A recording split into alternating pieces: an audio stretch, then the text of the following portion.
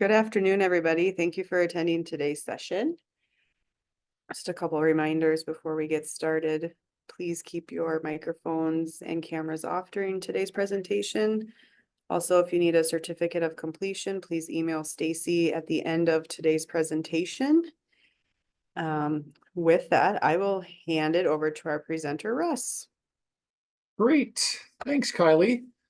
Good afternoon, everyone, and thank you for making some time to listen in and hopefully learn some things about helping difficult clients and client calls. I'm Russ Korzeniewski. I'm the risk manager for the Department of Health and Human Services. I've worked for the department for going on my 14th year. I really think it's important for us to have an understanding. I think at some point, all of us have probably dealt with or managed people that we take care of that might not have been on their best day, right? There might have been something going on with them with regards to personal situation or maybe inherent to whom they are as a person. And that's really what I want to talk about today is how do we help those folks that we have a mission to serve? And of course, you know, as an organization, we don't always get it right. We do our best to do the right thing, but inevitably there's also always that situation that might pop up where there is a person who might be under some type of duress. And with that, I think this presentation, I hope, will be able to help us manage some of those challenging situations where a person that we take care of or provide services to is dealing with maybe a crisis or a situation of some type of circumstance that's challenging to them. You know, a lot of times when we're working with a person who provides us with some challenge, there's much emotion that might be involved with them. And that emotional encounter can sometimes look at being maybe a little bit more challenging than maybe what we're able to manage. But what I think we're able to do is, in our role, is to really focus on how we can support that person who might be at that point of being focusing on, being problem solving or being solution focused. And I think our main objective really is from the perspective of how we present is in a calm and professional manner. And that's what I really kind of start off with. What we really want to try to do is be part of the solution and not part of the problem.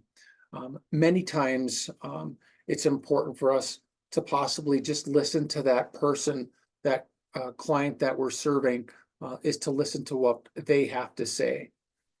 It's important for us to maybe take a look at it from the perspective too, that when we do listen, that we don't interrupt them or interject in a way that may potentially bring them to a higher escalation.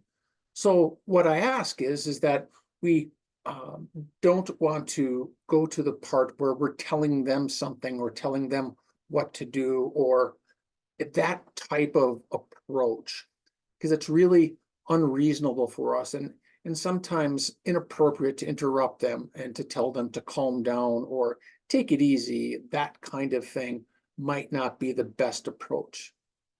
What I think works well for us is that pause. We allow that client to express themselves, to really vent their emotions. And a lot of times, as you know, when people are spun up in that area, if we do interject, it will only escalate, or as I have indicated here, kind of fan the flames. So we provide them with the opportunity to go ahead and share their feelings. We allow pause within that opportunity for them to express themselves. And then finally, we get to the point too where we're able to acknowledge that there's a chance for us to show some empathy and to demonstrate what we've listened to or what we heard coming from them. Now, I want to interject here, and I don't have it on the slide, but would be different than if a person were to become threatening or unreasonable with their language. Now, that is a whole different approach that we would take in dealing with a person whom does not want or does not seem to be in a position or in a mindset for us to really provide some assistance. So at no point would I advise that we, if we are threatened in any way, shape, or form, that we can then go ahead and terminate that conversation and ask them to possibly reschedule another time to take an opportunity to visit with them.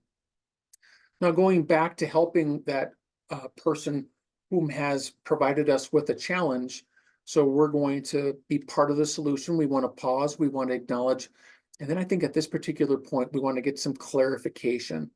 What we need to understand in detail to fully understand that issue. And it might take some tact and patience on our part to maybe request again some of those extra questions for clarification. Am I hearing you correctly? So what you're telling me is that kind of approach when we're looking for some of the clarity within what they're looking for or what they're asking for. And then finally responding, having diffused that emotion, bringing them into focus of what they're looking for, what they might need, and then being able to understand what the details are of that, we're ready to move forward with potentially providing them with a solution to this particular situation that they've got going on. Our response needs to be positive, it needs to be appropriate, and I always go back to that, always maintaining that professionalism with that particular person. We also don't want to be over-promising, saying something that isn't true just to make them feel good for the moment. We want to stay within the real reality of the situation. So I think that's an important part of what we're going to do moving forward to find some of those solutions. So pause, acknowledge, clarify, and then move forward with a response. So moving forward with that response is really looking at focus on what we can do. Clients have little or no interest in policy or protocols or procedures of what we can and cannot do for them. I think it's important for us to instead explain to them what we can do, or maybe try to present to them some other choices or options that that person might not know of or not recognize. I'm speaking to you in this tone also, right? This is purposeful in my conversation with you today, is how I'm talking to you. I'm not yelling at you. I'm not speaking at a high altitude. I'm not speaking at a low altitude like I'm mad. My tone to you conveys to you the seriousness of what I'm speaking to you about, but also the seriousness of understanding or trying to understand so that we can gradually work into a solution to maintain or have that consistency with finding what that solution might be. And sometimes too, we might not be able to solve a problem. We might not have at this opportunity at this time to be able to have a resolution. But that is part of what we try to do in helping that person, whether that be in person or via a client call too. Good news delivered in the wrong tone will also sound like bad news too. I think that's kind of true. And as I'm speaking to you, I'm smiling, and you can hear that in my voice. We notice that within conversation. I know with Teams calls and things like that, we're able to kind of see ourselves video conferencing, but sometimes people are just over the phone, and you can hear that, right? They can hear your smile.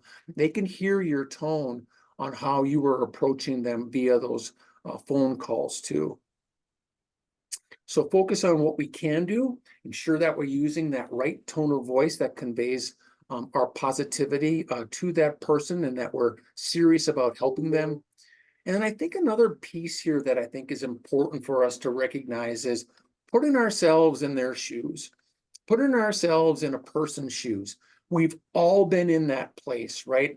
At a doctor's appointment or a phone call, an insurance company, somebody that is a service related, where they don't recognize us as the customer or the person in need, and we're more treated like a number. So when we're able to put ourselves in a person's shoes, we can recognize then too that, got it, there's things going on here and things that I can do to help skillfully direct and redirect a person with some of that natural empathy that we have in those conversations. So putting ourselves in that person's shoes is sometimes helpful. Our actions in this process too can help that client or person served really hopefully understand the journey that they're going to be taking, or the process that they're going to be learning, to help that person understand what we can do for them, or what we may not be able to do too. There's the reality of some of those things too. I can tell you that if you ever had interaction with me, and I don't know if anyone has other than Kylie, but I really try to be responsive and timely. I think that's really an important part of providing good service too, is being responsive, being timely.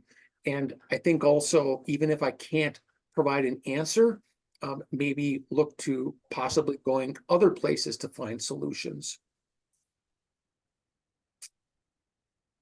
So in helping that difficult client in person and or calls, we want to create a lasting impression, LAST. It's really a simple way to approach a person served whose issues may be large or small. And I think this is a little key to help us manage that. I'm not talking about the technical aspects of your job, and that might be something too that might range with regards to the services provided to that person, specific individuals that might have specific needs. I think it's important for us as professionals to know what those solutions are that we have in our toolbox, but then also knowing what's in the bench too. Where can we go to the bench that might be able to help us meet some of those things that I might not be able to speak to that person articulately about. So first things first, we listen.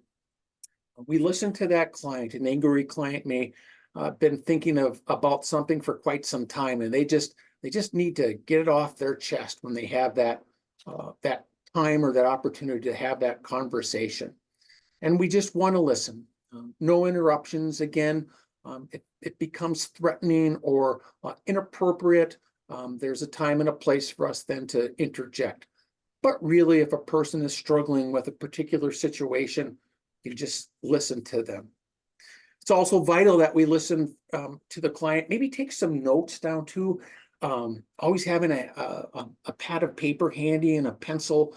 I don't know about you guys, but it really helps me to jot down some of those things in those extensive conversations where I'm not interrupting a person, so I can kind of line those things out to reflect back to the individual as necessary. Always want to try to get some of those details that they're talking about. Finally, apologize. I do this quite frequently. I can tell you, even today, I'm working on a system that it's a duress system that we're implementing, deploying across the department. Long of the short of it is our server is not online yet, and we have training that was to be scheduled for tomorrow. And I needed to reschedule all of that training for the following week. Now, I always say at the end of something like that, because it's significant, right? Our team members have to change their schedules for this. I apologize for any inconvenience, as the last statement within that email. So apologizing, we're not accepting any of the liability when we apologize. We're just expressing some of that sympathy. Again, putting myself in that person's shoes, understanding, letting them know that, I get it, and if it really needs to be sincere and timed well too when we make that apology. I'm sorry you have had that experience. I'm not saying I totally understand it, but I apologize for this experience. and let's work together to see if we can come up with a solution. So listen, apologize, and then we also want to solve. So solving is really a part of finding that solution. We want that client to be reassured that they've been listened to, that we care. We impressed upon them that we want to handle this issue. We don't want that client to feel that, there's no trust, or we're ticked off at them, or they don't matter. And that even brings up more disappointment. So our goals and objectives are really looking at some reassurance that they've been listened to, and try to achieve a solution-based process to help them. So what can we do to resolve this for you today? A question that we can pose to them. Have them give us some ideas. Have them provide us with some guidance or things that they think will fix their particular issue or particular need that they have. And then, finally, the thanks. This is really an important part of ending a conversation in a positive manner, of thanking them for the call. Thanks for calling today. That kind of opportunity to engage with them. This is a chance for us to maybe fix that problem or provide them with a solution, but it's letting them know that what they've conveyed to us was brought to our attention. We can share with them, I appreciate you being able to take the time to share with me what your concerns were. Just that approach can sometimes help that person maybe reflect a little bit about where they were in the beginning of the conversation. The last piece here too is maybe a follow-up call. Post a conversation maybe the next day, or maybe even later that afternoon, just calling to check in to see how things are going with that person, and if there are other things that we could possibly help them with. So then we'll kind of wrap things up. We're really finalizing that part of knowing where we are with that person who's difficult or challenging. And that's first starting off with being that pro, being that professional with that person, and listening and being patient to what's being communicated to us.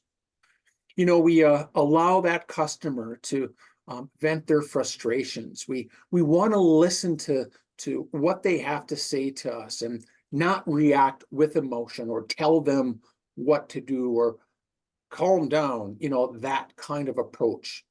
We want to choose our attitude. We want to choose our tone of voice, and we want to be sincere and authentic when it comes to that conversation with that person, whether that be in person or even over the phone, like I had indicated. We want to try to be solution-based and be it in a positive way. Maybe potentially providing that client or person served with choices or opportunities that we can help guide them to. And we always want to have that follow-through. Always that follow-through with maybe rehearsing with them what we just talked about, and maybe a follow-up call with that person also. One of the things that we've implemented within our department too is that if there is a situation where a person does become escalated to the point of a threat to themselves or others, we do have emergency procedures in place. And so we have a medical emergency procedures in place, of course, fire, severe weather, but we also have things dealing with the disruptive person. We call that a code gray. We also train on this and drill on this within our agencies, where we have pre-identified teams that would respond to this situation with a disruptive person. Code silver, active shooter, of course, run, hide, or fight. Code green is a bomb threat that we utilize the checklist for. And then I also have a threatening phone call checklist that we utilize and train on. And finally, I don't have it indicated here, but we do ask our team members where there are incidents for them to submit incident reports. And those incident reports are important for a person like myself in risk management and our leaders within those regions, so they have situational awareness for situations that might have occurred, so that we can talk about those with our team members, those kinds of things to help maybe manage those situations and debrief and those kinds of things. So with that is my presentation. Whoops. That is my presentation. I'm sure open to taking any questions that folks might have, Kylie. So I'll be happy to do that.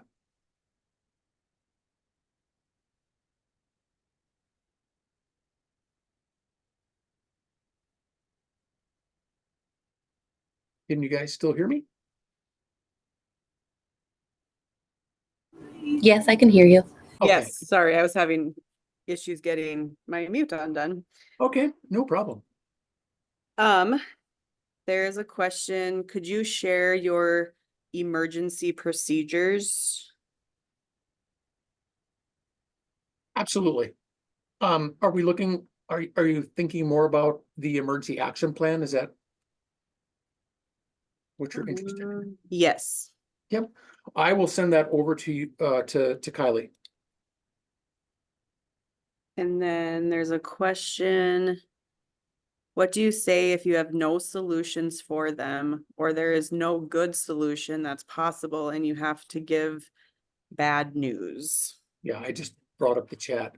Yeah, that's really a great question. So this is my approach for something like that. Prior to the conversation, you will probably already know what that conversation is going to entail. So my reco to that is kind of sit down and maybe draft out what and how you're going to speak to that person about. If it's challenging information that you're going to be sharing, you might even want to bring in another team member and present that to them, talk it through with that person, and let them give you some feedback on what they're hearing and how they're hearing it from you. Because that's the truth. The truth is that there might not be a solution, or it might not be what they want to hear. So that would be my recommendation. The fact of the matter is that that's reality sometimes. But I think our approach and how we are able to communicate that and maybe do a dry run with, like I said, a team member, that could be helpful in doing that too.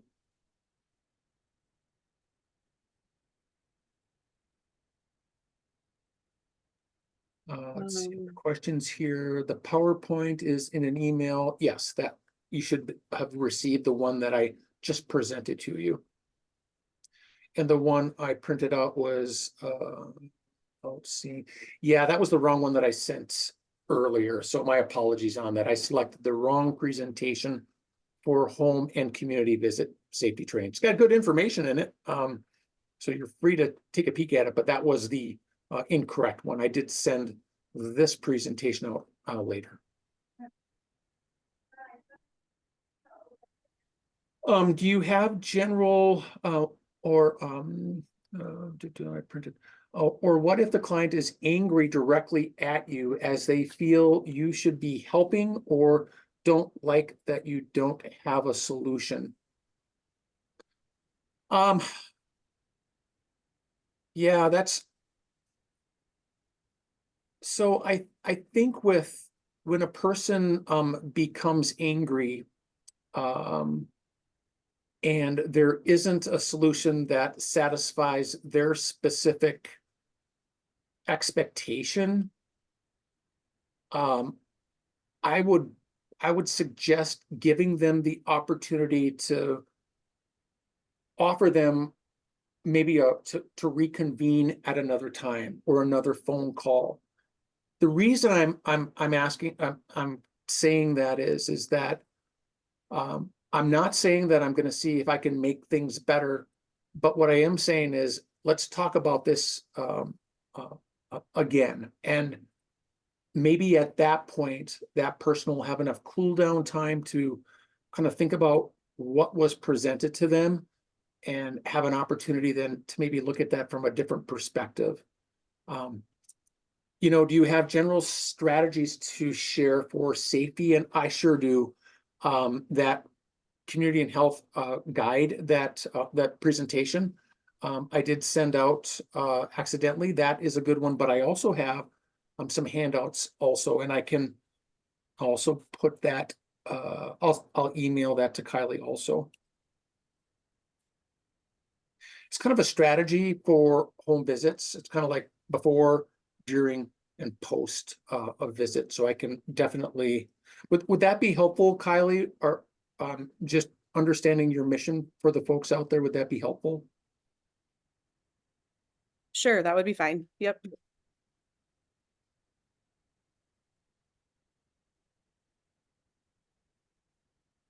Yeah, this is a good question. What tips do you have for remaining consistent when it comes to tone, whether it's bad news or simply something the client doesn't want to hear? And I've got to tell you, practice. Do this together as a team. You might have situations or occurrences where these are standard, possibly standard conversations that you might have. Now we do that. I do that as the risk manager for the department with regards to response. So how do we respond to? I'll just use fire response, right? If we have to evacuate, what does that look like? If we do our exercises for a disruptive person, it's all about the exercise. It's all about that conversation. And the better that you're prepared, and the more that you talk about it and train on it, the better your response is going to be.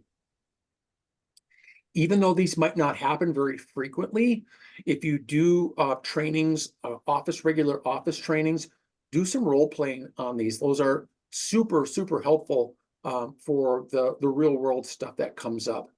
And again, I emphasize preparation prior to that conversation if you do know that a situation is going to be difficult in conversation.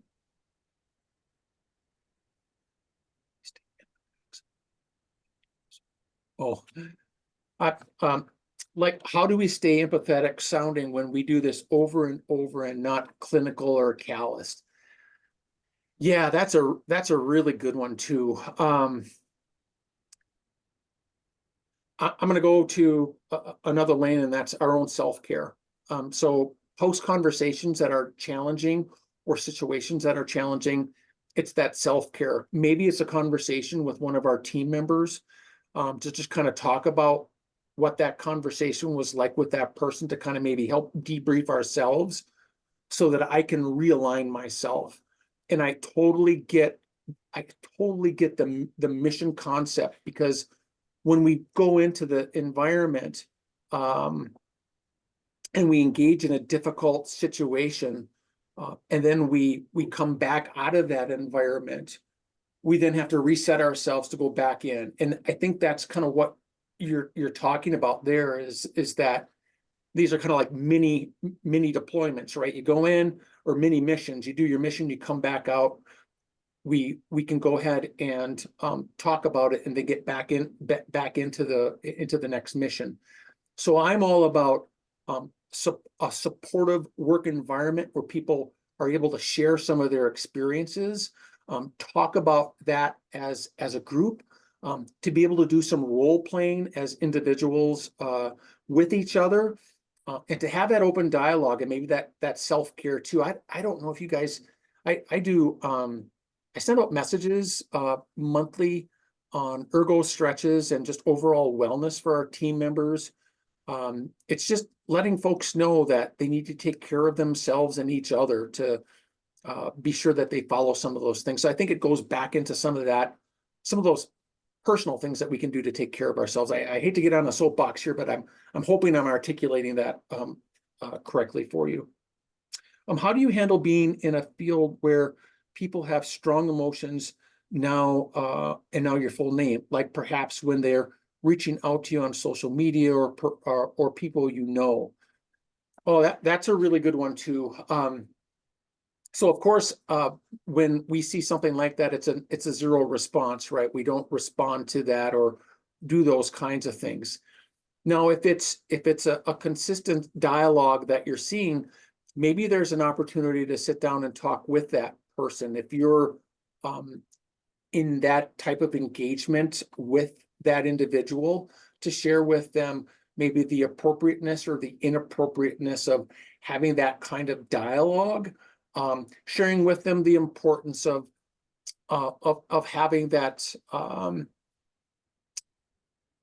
I guess how I'm looking at it is from the perspective of consistency with, I'm sharing information with you and having conversations with you just based on um, uh, our relationship, and it's never been my expectation or what I want to see this being communicated out socially, because I I think our relationship's important, and I find that I think it's important for us to have that kind of relationship, that if there is something that you need to say, that you can share it with me and we can talk about that. So that would be really my approach on some of those kinds of things. When I see the social media posts, I just kind of leave that, but maybe bring it up to that person and share with them the appropriateness of or inappropriateness of that. Do you have recommendations on best practice when debriefing with staff after crisis events? Yeah, that's a really good one. We're really working on our debriefing, and I've got that's actually one of my objectives for this year, is to work on our debriefing. So we have I'm looking to my left here because I have a document for that. So we have two types of debriefings that we do. One is the critical incident stress debriefing. This would be for a large event, a significant situation where we would bring in trained individuals who do critical incident stress debriefing. So that's one component of that.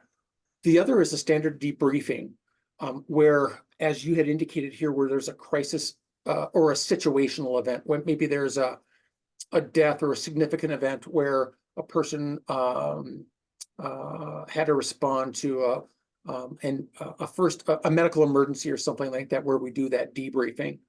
So the critical incident stress debriefing, that is actually something that our department in our EPR section does, emergency preparedness and response section, has a group of people who are able to do that for you. So if that's needed from a significant crisis event, you can reach out to me and I can loop you in with the right people on that at our EPR section. The debriefing, I really think it's important we can talk about, we can debrief it together, right? Kind of talk about the who, what, or when, how, and why kind of thing. But we also have a document that I'll share. I think I can share it with you, that will be able to kind of guide you through what a good debriefing is internal, to talk about some of those things. Does that make sense, HM? I don't know who that is, but you can sure jump online and speak to me if you need more clarity on that. Because that's really a good question. And that's all part of that other piece where we have to take care of ourselves and each other too. Sometimes we grow callous too. I know in my own experience, well, you kind of go through it and you go through it and you go through it, and you just fail to recognize how that's impacting me personally, emotionally, psychologically.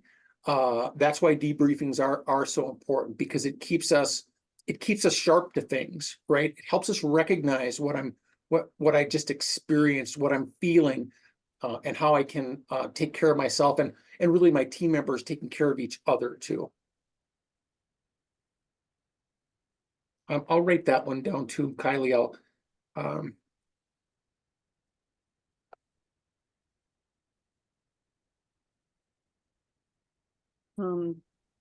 There's Any another other one in the questions? chat.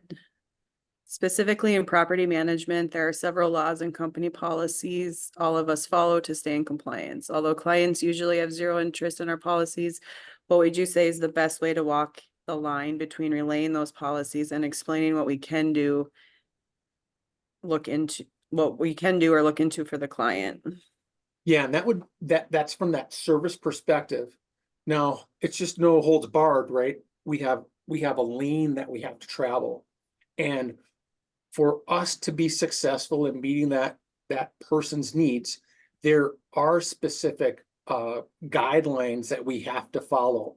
And that's just kind of the same thing with us in the behavioral health business too. There's a opportunity to educate. Doesn't always work, right? But there's opportunity to educate them on processes, on how we do things and why we do things, and answering some of those questions from the perspective of being more of a teacher than being an authority of direction. I hope that makes sense. There's an opportunity to engage in a teaching moment with some of the people that we serve. And the relevance of that then is it might have to be, I always take into consideration to where people's aptitudes are in maybe understanding what I'm communicating to them. So that's important too. So we might have to just language it in a way that they'll help understand that a little bit more too. So I look at it more from an opportunity to educate folks. I do that all the time, like what I'm doing here now too. It's challenging. These are really challenging questions. But what we try to do though is to articulate that. And if I don't have an answer, I can always, because I'm not going to remember everything, I can send you some information like I'm going to do. How do you explain to colleagues that you're struggling with difficult calls or clients without that making you look less capable at work? I'll tell you what, everyone has, every team member has at some point in time in your business experienced that, because of the levels of experience and knowledge is going to be based on that. So if I'm new in your business, so if I'm new to this world, for me, I'm going to ask questions. I'm going to ask questions to that supervisor or to that group on how to manage and how to handle some of those, particular situations. And we only get better by training and experience. And that, I think, hasn't anything to do with capability. I think it has to do with learning how to be more effective within the position. And like I said, we only gain that by asking questions, receiving the training necessary, and then getting some of that experience to help us manage, navigate through, some of those situations. That would be my reco on that. It's a good question.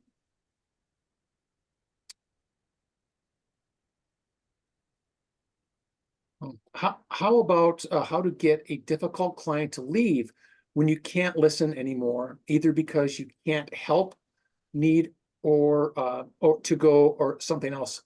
This is a really good one too, because this happens all the time at our human service centers, and I get this question asked a lot. So many times we'll have our reception team members have a person come to the front window, and that point, they're the tip of the spear, right? And so this person served is just going to go on a ramble with them. So there's a couple of ways that I learned from our receptionists. Actually, I didn't come up with this. They're very solution based, because there's a relationship there with that person too. Sometimes it's just the relationship, right? The person comes in, they're kind of rambling, and the reception or that person working with them will say, "Hey, Russ, yeah," use their name, get their attention. "Really love to talk to you a little bit about this more later on, but I've got some other individuals that I'm going to need to take care of here shortly. So if I could just ask you to have a seat, maybe they're waiting for the appointment, they'll do that. But maybe we can reconvene this conversation at another time." The other is that they just pick up the phone and or say, "I've got to take this call." and provides them with redirection. So they're focusing on, there's no call, they're just having a conversation, maybe moving them along, or redirecting them to another person.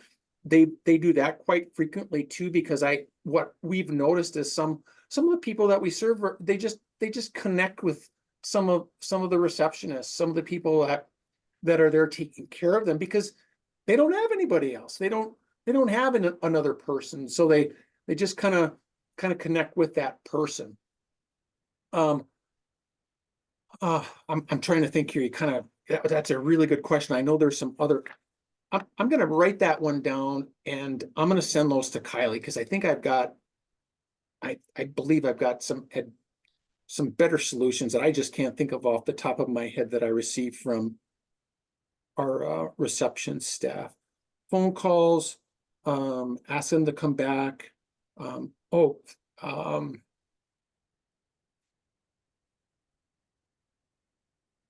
See if they'll speak to someone else, can take them, if that's available. So that's really a good question. What do you do when clients don't want to follow the policies and you try to talk to them about it and they pull the race card on you, even though it's the same for everyone? That goes right back to our professionalism. That goes right back to our consistencies and approach. So it's like this. The speed limit is the speed limit, right? It's 75 miles an hour on the interstate. Yeah, there's going to be people who drive 76, or yeah, there's going to be people who drive 75. But the speed limit, or 80 miles an hour, the speed limit is 75. So our approach then has to be 75 miles an hour. So with all people, even though I know I could probably get away with doing 77 when I'm driving up to Devil's Lake on Thursday, I stick at 75. I have to be consistent with the process, with all people that I serve, all people that I take care of, no matter what the circumstances are, because I know your mission does have times where it's potentially difficult to have to consistently stay in that lane. But with that said, as a professional, we have to stick within that lane. We can't budge from that, because as you had indicated here, it's either the law or it's the policy that we don't have any flexibility left or right on that. And so I don't, if I'm approached on that I'm being, and I can't say that it's happened, but if there's if they feel that there's a discriminatory practice occurring, then you probably have a grievance process in place. If that's something that a person is really strongly suggesting or saying that occurred, I just stick to, well, then what's your next step? What is that with grievance? You must have a process in place for that. So yeah, I just stick right. I try to be very black and white, still being professional, still being empathetic. But if we get down that other lane where there's an implication of that, then I just go right back to that policy then too, if there's if some type of mechanism for that person to maybe talk about that through. It's a good question. How do I properly respond to someone who is experiencing hallucinations as they are walking into the office? At what point do I connect with other agencies for help? So this is a really a strong question, because we're talking about a person that is potentially maybe under the influence of a substance, or potentially they're experiencing a behavioral health issue, or a circumstance that's going on. And so I think at that point, if it's recognized that a person has a particular need, we within our human service centers do have a crisis line that people can call. We have 24 hours a day, we have team members that actually manage crisis situations with persons who have substance abuse problems, behavioral health concerns, all those kinds of things that our mission is. And so that would be the direction that I would take. Now, if it's more considered a medical emergency where a person could potentially be a harm to themselves or someone else, you'd have to make that determination to call 911 or have a responder come to help that person. But I think with all of that said, we're always looking at the welfare of the person to make sure that they're okay. Might be something that you could ask them to also, I think, dependent upon where they're at. Is there something I can do to help you? Are you feeling okay? Can we get you some assistance? That kind of thing too. It's almost like a first aid check, right? For that person.